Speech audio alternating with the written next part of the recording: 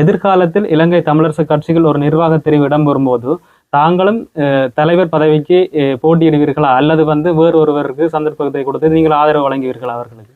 நான் அதை பற்றி இப்போ சொல்ல முடியாது. ஏன்னா அந்த சூழ்நிலைக்கு ஏற்றவரை தான் என்னுடைய பதில் இருக்கும். நான் ரெண்டு விஷயம். ஒன்று, இனிமேல் தேர்தல் அரசியலில் நான் பங்கு பெற்ற மாட்டேன். ஆனால் கட்சி பயணியில் நான் அர்ப்பணிப்பாக இருப்பேன். அது எப்படி செய்கிறேன்றதை நான் அந்த உரிய நேரத்தில் தீர்மானிப்பேன். என்னை பொறுத்தவரையில் இப்போ உண்மையாக சொன்னால் இந்த பிரச்சனையிலே எழுந்திருக்காது. வெளிப்படையாக சொல்லலாம்.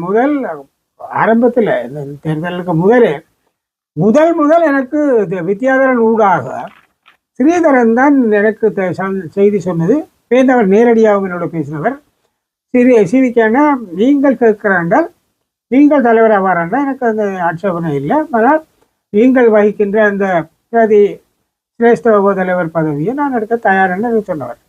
அதே நேரம் சுதந்திரன் அவர்களும் எனக்கு சொன்னவர், நீங்கள் என்றால் எனக்கு பிரச்சனை இல்லை என்று. அந்த ஒரு நிலை இருக்கிற பொழுது ஒரு கட்டுரை ஒன்று வந்தது.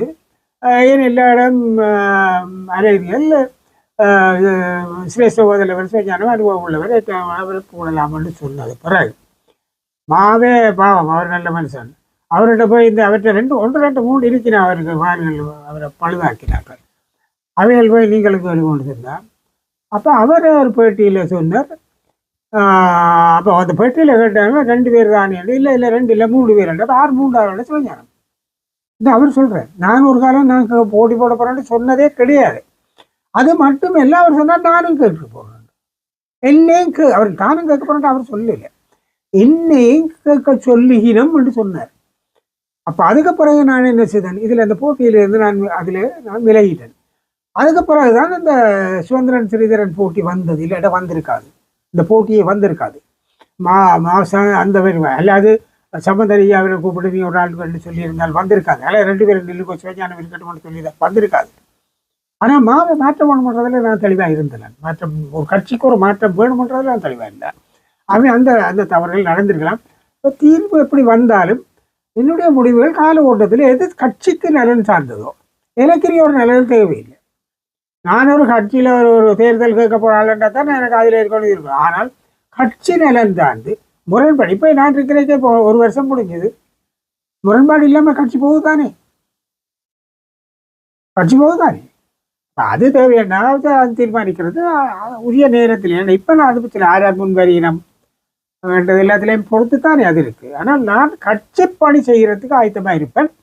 அதுக்கு பதவியில் இருந்தால் செய்யணும். இப்போ முனிசிபாலிட்டி இன்றைக்கு நான் சொன்னேன் தானே. இப்போ இன்றைக்கு கூட கிட்டத்தட்ட 1.5 மணித்தியால் வந்து அறிவித்தல் அது சம்பந்தமாக அவருக்கு ஆலோசனை கூறி உரியாக்களுக்கு ஆலோசனை சரி பண்ணியிருக்கேன். வெளியிலேருந்து செய்யக்கூடியதாக இருக்க தானே.